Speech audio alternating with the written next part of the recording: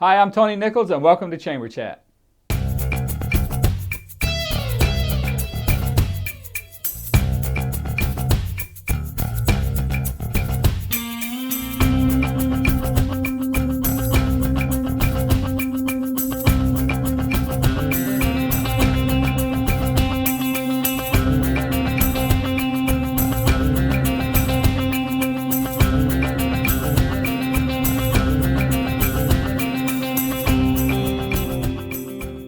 Welcome to this edition of Chamber Chat, a program put together by the Salisbury Area Chamber of Commerce to keep you informed on what's going on in your community and in your chamber. Joining us now is no stranger to the program, Sue Revelle, the Executive Director for Women Supporting Women. Sue, welcome back. Thank you. Thank you, Tony. We always start with an organization like yours, and everyone knows Women Supporting Women, or they've been in a race, or they've decorated a bra. But if there are 3 or 4 people in the county that don't know what Women Supporting Women is and the area that you service, can you give us a little brief overview? I sure can. We started way back in 1993, so we are a grassroots organization, but we serve a regional area of Wycomico, Worcester, Somerset, Dorchester, actually the upper part of Virginia, Accomack, and the lower part of Delaware, Sussex. And we are a breast cancer organization, and our mission is to provide awareness, education, and support to anyone affected with breast cancer. Well, see, with that answer, I learned something. I guess I was one of those 3 or 4 or 8 people in the county that didn't know that you serviced Upper Virginia on the shore. So that's even news to me. So you service all these areas. Tell us what you do. What kind of services do you provide to people? Okay, we have a lot of services and they're all free, so I'm going to read them just to make sure. We only have 30 minutes. Oh, gee. I just want to make sure that I haven't missed anything. Our signature really is our educational material. When someone's diagnosed with breast cancer, they hear about 5 minutes of what the doctor says after he says you have cancer, and they need to have some kind of reference to go back to help work with the medical team and have an educational decision to make. And sometimes it's life-changing and altering. I mean, you may lose a breast, so it's an important decision. So we provide educational totes to each of the surgeon's offices, and they give them out to the woman when she's diagnosed. And so these are our bags. Okay. Yeah. This is the book. We've had this book for about 5 years, and this is everything you ever wanted to know and was afraid to ask. And it covers just about everything that you want to know. Yeah. You can pick out different things that you need at the time and put it aside like a reference book. I've had many women call and say, I read it cover to cover. Sure. We also have in there a book for the person who is the support partner. That person is critical to the one going through the breast cancer, and they go through as much emotional turmoil as the person does that's diagnosed. So we have these books in there, and they get these, again, at the time of diagnosis. We have wigs, hats, and scarves. Our wigs now, in the past 2 years, are open to any cancer patient, not just breast cancer. Okay. That's good to know. We have support group meetings monthly. We have a mentoring service. We have piglets. I didn't bring one, but it looks like a big giant dog bone, about this big, and it goes up underneath the arm of the surgical area. And it helps to support so you're not putting pressure where you had the incision done. Yeah. We have bras and prosthesis. And we have, in the past 3 years, implemented a loaner lift chair. That is for women having both breasts removed. So if you lay down on a bed and you go to get up, pay attention to how you get up. You've got to push on one arm or the other, and you have a cut across your chest. Sure. So this chair helps you sleep, and then it lifts you directly up so you can just go ahead and walk. Gotcha. We have a lending library.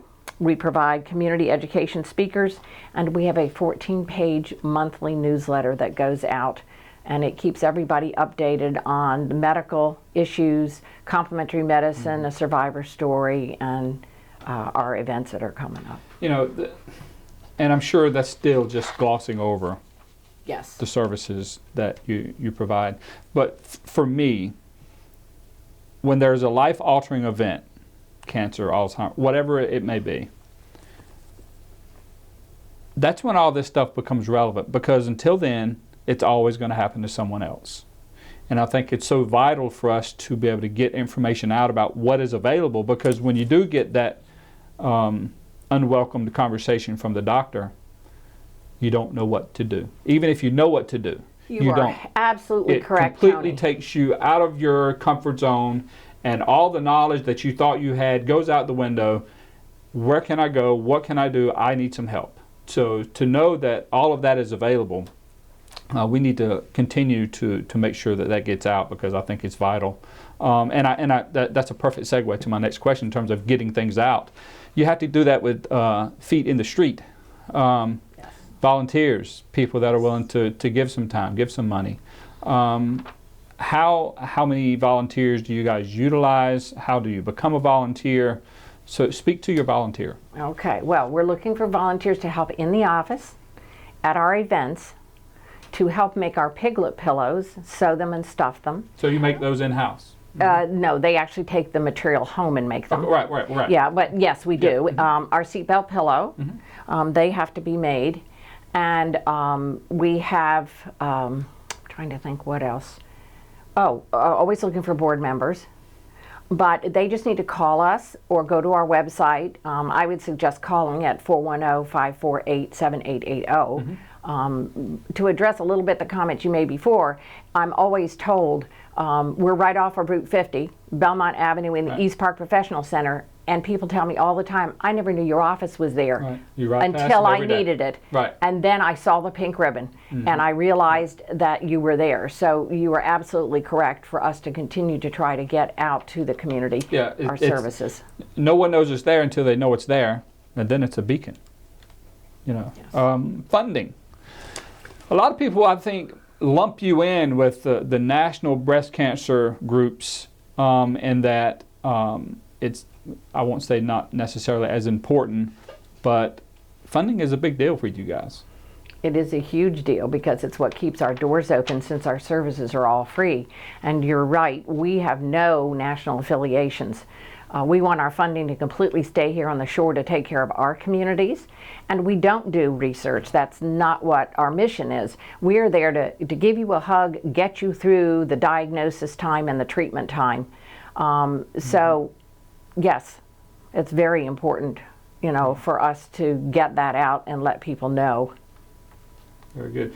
You have some upcoming events. I know of at least one specifically that you have coming up. Yes. But could you share what some of those are? On October 10th, a Saturday, at Winter Place Park, we are going to have our annual walk.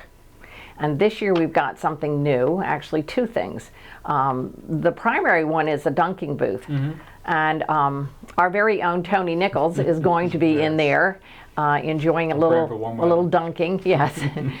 We also have Brad Gillis from Deverco is going to be in there, and Jake Day, that we all know, and Lisa Bryant. Everybody wants to dunk Jake. Yeah. So we plan on having a good time. The other thing is that we have this year, for anybody that raises $100 or more, will get a Tervis cup, which we've not done in the past. Well, everybody likes a Tervis cup. Yes. We have several at our house. Can't we get should have enough one of them. more, I guess. Yes. All right. Anything else coming up before we wrap things up? Yes, we're going to have, it is called Hope Gala, and we're going to have Magic of Hope this year, which is going to be a magician. Nice. And it will be at Dove Point on November 13th. Good lucky Friday the 13th. So just go to our website or give us a call for tickets. I do want to say one more thing about our funding. We have grants. We have a community foundation at the Eastern Shore Endowment there, and we depend a lot on the businesses and the people in the community, and I want to have a chance to thank them because they have allowed us to have 23 years in this community, and they have been great. Well, I think you can expect 23 more years. We certainly plan on it. All right. Sue, thank you so much for coming by. You guys do such a phenomenal job in the community, and the passion that you brought to the organization exudes through your staff and through the survivors. So we thank you for what you do, and thank you for being on Chamber Chat. Well, thank you so much for having me. We'd like to give you an opportunity now to take a look at the upcoming events with the Salisbury Area Chamber of Commerce.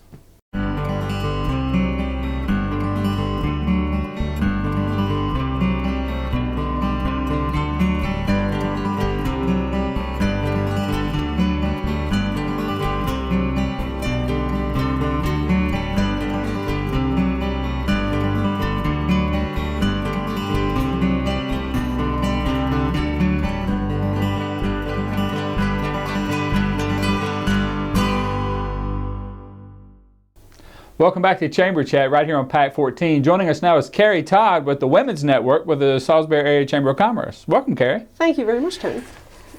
The Women's Network is, I won't say newly formed, is brand new with the Chamber of Commerce. Can you give us a little overview of what the Women's Network will be?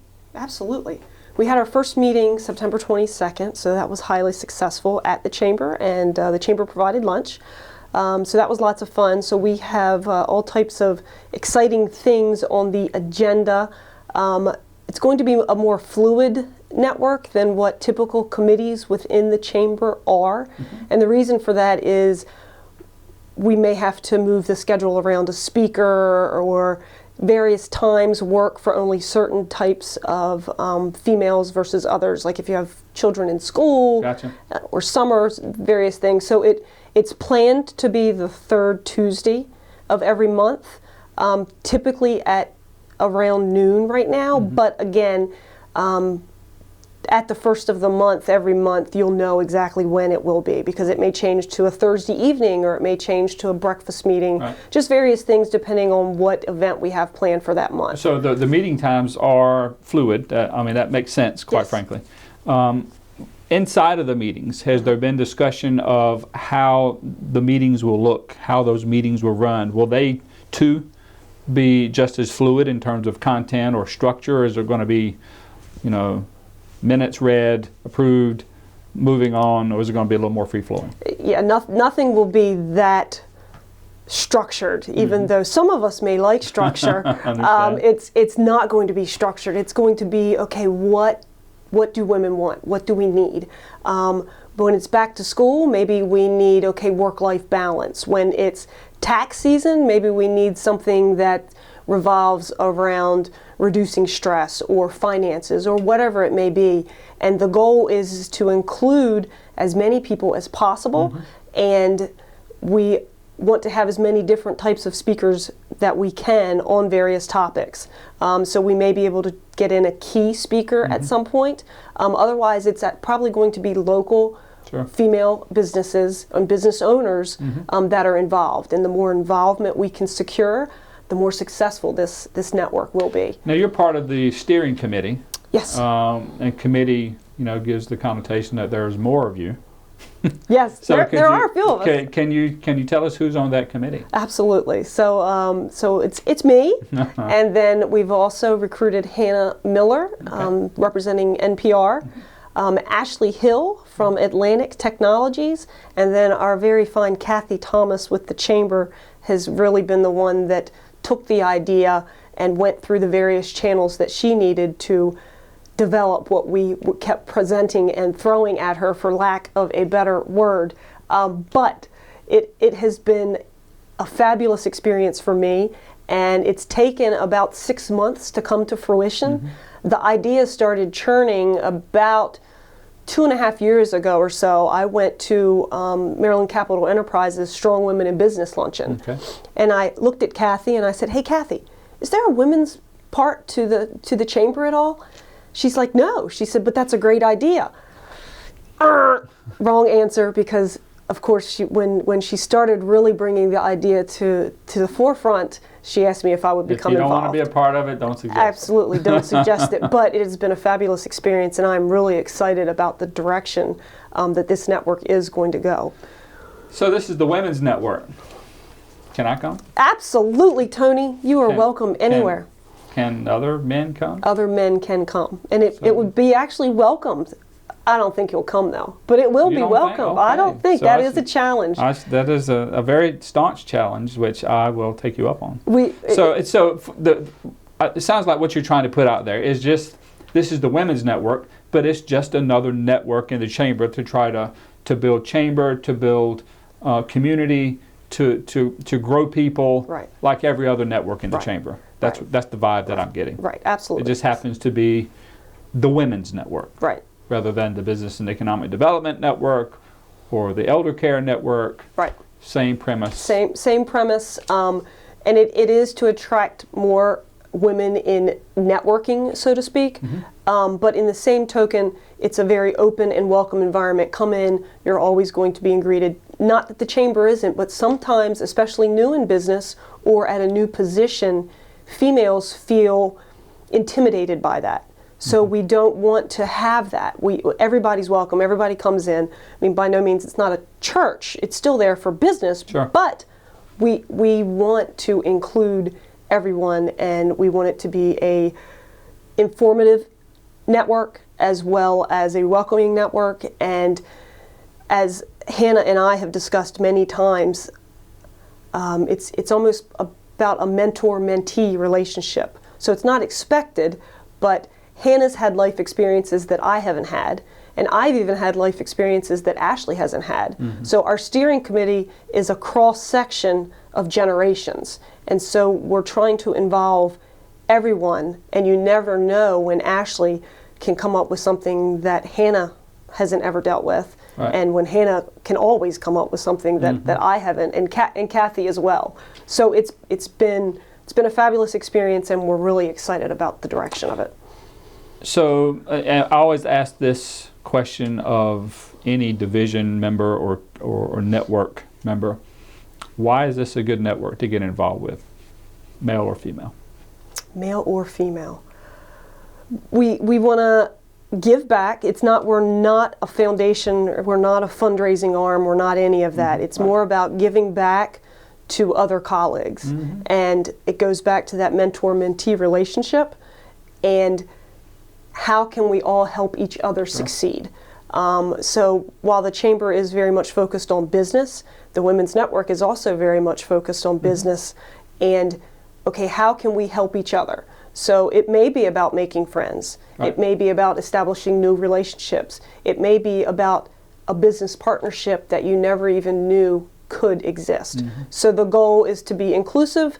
I don't think many men will show up, which is fine with us. But in the same token, I shouldn't say that. Anyone is welcome, but it is going to be women-focused, and the topics that we have are going to be more, work-life balance, finance, any variation of anything, and all ideas are welcome, and all speakers are welcome. So we're really trying to be a fluid group and do what the members of the group want to do. Well, in business, women face the same challenges that men face, and then some. So it's, I think, within those nuances where it'd be valuable to everyone, the entire cross section of people, but really hone in to be able to help those women or men, for that matter, that just are not quite sure how to plug in. How can people get involved? Show up at an event. Come, be one. So again, it's going to be the third Tuesday, but again, that's going to be fluid, so you want to keep on top of the email when it comes through that says Women's Network.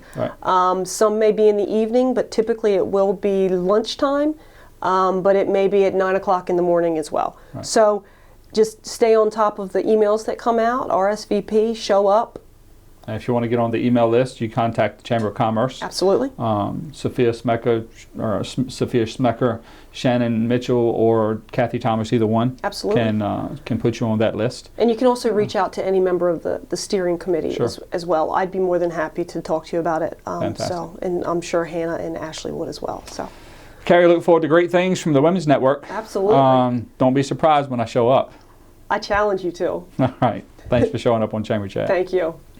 We'd like to give you another opportunity now to take a look at the upcoming events for the Salisbury Area Chamber of Commerce.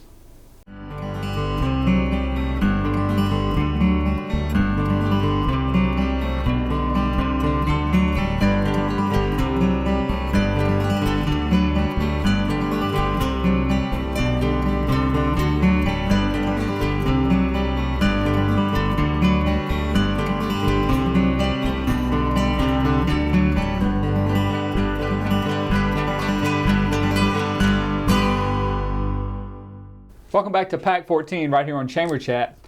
And with us now is a guest that doesn't appear on this side of the camera many times, Mr. Creig Twilley, the director of Pack 14. Creig, welcome to this side of the camera. Thanks, Tony. Appreciate it. So let's start as we do with any organization that we bring on the program. Tell us what Pack 14 is and what's the mission of Pack 14.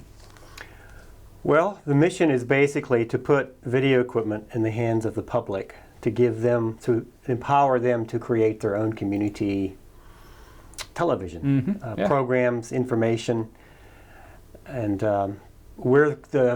call us the messenger.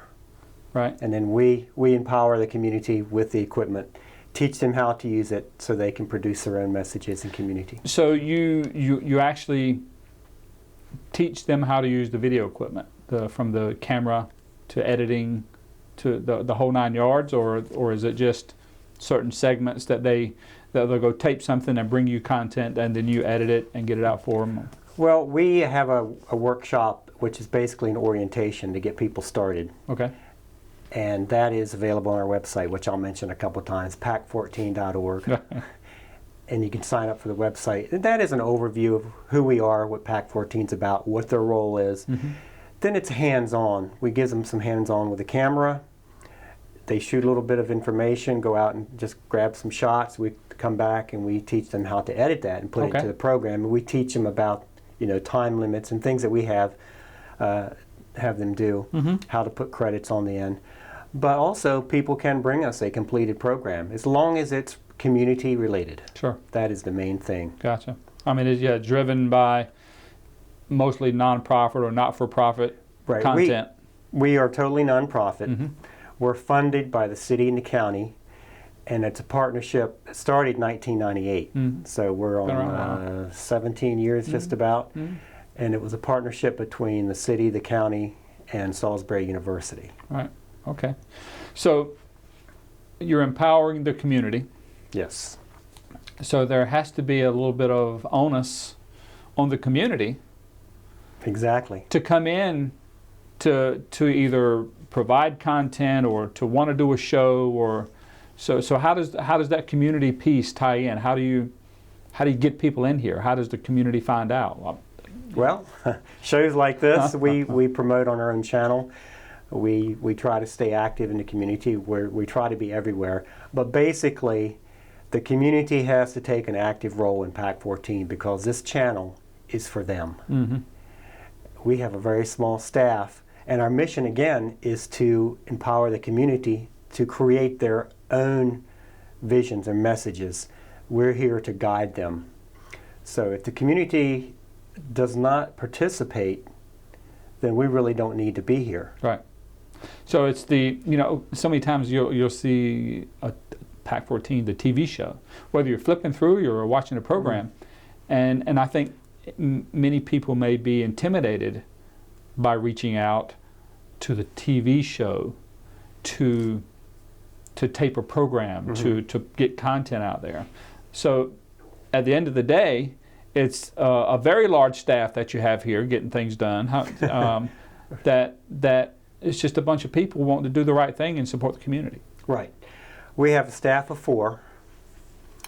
And again, our mission, our goal is to help the community produce their own programming. Right. And it's not as intimidating as it sounds. If it's I can do easy. it, anybody can do it. And again, we are here to guide people through the process. So we don't just leave you hanging. But we expect people eventually to, take over, take control, and many producers do. They come in knowing nothing, thinking, how can I do this? Right. Well, my favorite line to them is, if you can drive a car, we can teach you to do this. Don't be intimidated by the equipment.